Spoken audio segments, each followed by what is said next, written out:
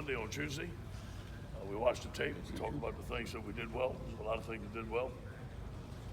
Talk about the things that we must and will improve. The team was in good spirits. We had a very light workout today. And tomorrow we're going to go in pads. Thursday we're going to be in helmets only. And the guys are going to have the weekend off. This week we'll make sure that we're catching up on academics. We're catching up on our rest.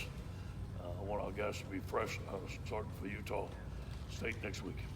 Any questions? Yeah, Ed, having Ed Ingram back in the fold, and just what do you think he looked like physically? And you're pretty optimistic he'll be ready for Utah State. Yeah, there's no question. I think he looked fantastic. He's been working out. He's lost some weight. Gave our team had a little pep in the step. They all cheered for him when we announced that he was back today. So I think it gives us a sense of confidence up front and a sense that we can do some things up front with other guys. It gives us more depth. What's kind of the unique challenges of working back in a guy that hasn't played football in a year? We'll see. I think he's been working out on his own, doing drills and stuff. We're going to see tomorrow in pads how he is. I think it's more or less zone right, zone left, and block the man in front of you. I think he knows how to do that. Coach, how do you treat that? Do you rush him along, or is it like you said, day by day? And if it comes game time and he's not ready, do you still play him? No, we just see. And if he's not ready, we won't play him. Just like we'll treat him just like anybody else. But I do believe he's going to be ready. I think that you can see him in Utah State, and I think he's going to be able to play. And that would be my gut feeling. You mentioned this morning on the radio that it might be a situation where McGee becomes kind of a guard, right tackle kind of thing. Is that could be? He has to beat him out though. Yeah. He has to beat him out. Right now, McGee is on the starting spot, and that's on second team. And let's see if he beats him out. Now, if he does beat him out, it's probably going to happen. As we know, Ed's a really good player. So is Adrian.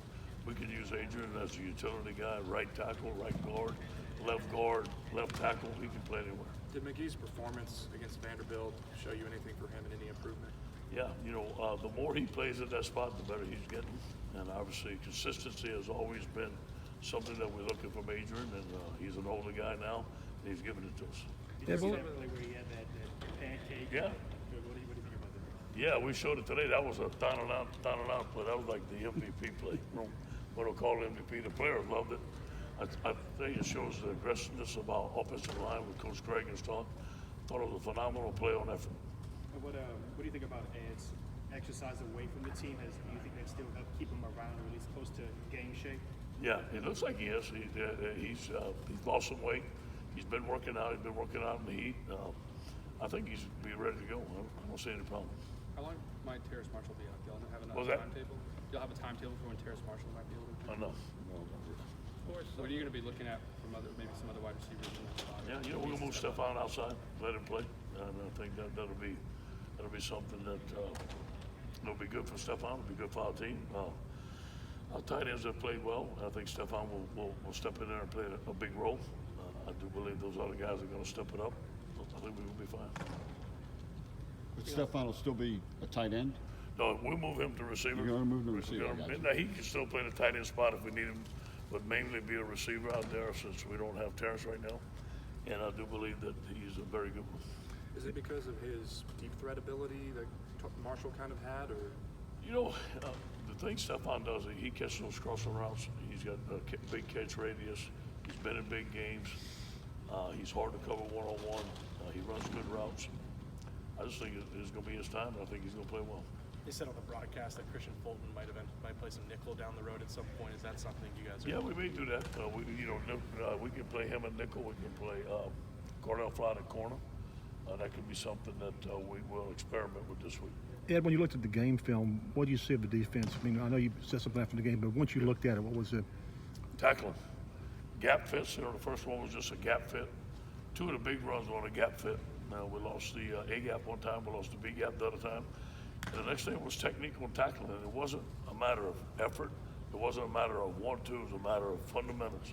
Technique, footwork, tracking, where are we going to go in the tackles. We studied 18 missed tackles yesterday. Myself and some analysts, we called some people on tackling. We came back this morning. We had an extensive day on tackling. The coaches came out here. We practiced tackling with the coaches and how we're going to teach it, and we taught it today. So I do believe it would be better. 18 missed tackles in Vanderbilt? 18 missed tackles for 148 yards. In one game? Yeah. Okay, great. You mentioned Saturday that it has nothing to do with tired or being whatever else out of that. I mean, the plays from last year to this for the defense don't seem to be much higher. I mean, what do you kind of? You know what's different is the scoring drives average in 1 minute and 48 seconds. So that's not a lot of time, not a lot of rest on the sideline. So when we have a quick scoring drive, we're going to have to make sure that guys are fresh, or we may have to substitute guys. We just have to regulate that. We're not going to slow the offense down. There may be a time where we have to slow the offense down, but when you score 66 points, you got to let them go. It seemed like against Texas at the beginning, we're trying to be a little bit more run the ball, maybe control the clock a little more. Was that kind of there, and you kind of switched to more up pace? We know we were trying to run the ball, and it wasn't because we were trying to control the clock. But sometimes we have to run to open up the pass. Sometimes we have to pass to open up the run. That time it was run to open up the pass. How's Apu coming along? What's that? How is Apu coming along? Yeah, he practiced well today. He practiced better today. He came in yesterday on his day off, did some extra work. He looked like he was moving okay today. We'll see this week. He should have a good week this week. Coach, the Clyde hitting the 100-yard mark against Vandy, is that who you've been waiting to see all year, and is that a jumping off point? Yeah, it is a jumping off point. It's something that we want. We believe in Clyde. I also believe in those young backs. You're gonna see more of John Emery. You're gonna see more of Tyrone Davidson. I think that those guys are gonna be getting more carries. I think they're dynamic backs, but we need a 100-yard rusher. This is LSU. We need to run the football. We need to be more balanced.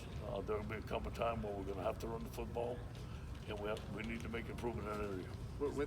You mentioned depth would help out on defense in that kind of way. I mean, you mentioned how depth would help out in that way on defense, but not having that, how do you kind of go with that without? Some guys are going to have to play. We moved T.K. McClendon, tight end, to defensive line. He's going to have to play. Joe played well. Joe Evans played well. Tyler Shelby played one of his best games. These guys got to step up. I do believe when we get Kellerman Chesson back, it's going to help us.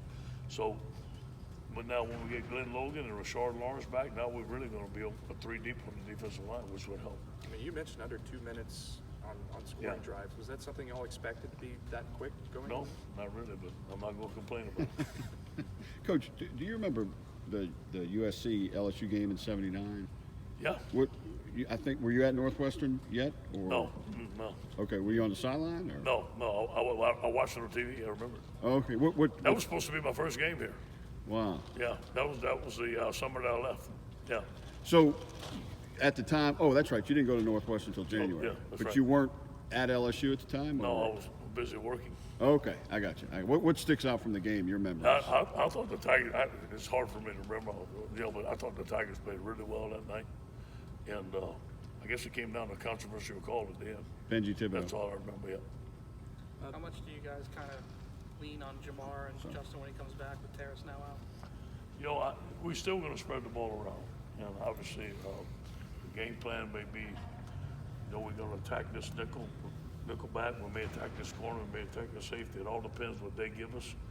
And I know this. I have complete confidence. If they give us something, our coaching staff's going to find it. Ed, have you taken a glance at Utah State? I mean, it looked like they scored in a hurry, run a hurry up just like y'all do. The fastest offense we've seen since I've been here, even faster than Missouri. Dave and I talked about it. We're going to talk about it more tonight. We're going to have to run 2 huddles at our defense as fast as we can. Quarterback's a really good football player. Gets rid of the ball quick. They're a good offensive team. Are they as fast as you are? Are they as fast as you're? They may be faster. What are the benefits of having a bye week this early in the season? Yeah, I like it. I think that I get to go see Cody play on Saturday night, so that fires me up. I didn't get a chuckle out of that. I thought it was a joke. Anyway, we get to rest. Our guys are beat up a little bit, and our guys need to rest. And I'm gonna back off of the length of time we're practicing this week to get them fresh.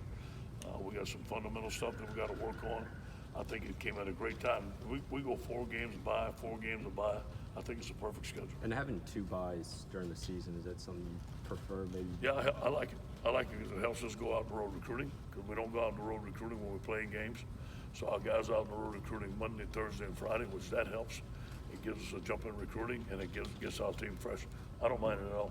What's Torrey Carter's status? Has he been around? Yeah, he's going to be okay. He'll be okay. He's kind of questionable by practicing this week, but he should be fine. Miles Brennan today? He's going to be okay. Is Rashard looking like he's going to be kind of trending towards Utah Doubtful. State? Very, very doubtful. Very doubtful for Utah State. Same for Glenn Logan? No way. Coach, Will Wade said yesterday that he just was very impressed with how you guys have changed the offense so fast in one off season. And if you could just comment on, he's also said that he'd take Jamar Chase, if you'd be willing to let him go. We like what we're doing. I think our coaches have done a tremendous job here, and we like what we're doing here in football.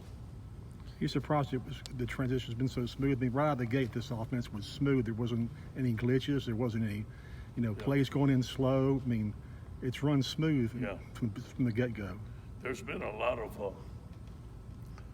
first of all, having a quarterback like Joe makes it run smooth. Okay, and having a coach like Coach Insminger and Coach Brady knowing what we're doing, and I think what makes it look so smooth is the receivers are catching the ball.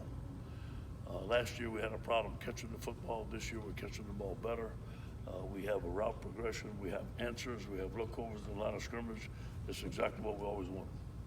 You mentioned Fulton maybe playing at nickel there. Is that what have you seen from Kerry Vincent that kind of maybe requires that? It's just we're just talking about it a little bit about putting the best guys on the field in certain situations, and that may require a situation where we put Fulton in there and give Cordell a chance at cornerback. We just want to see.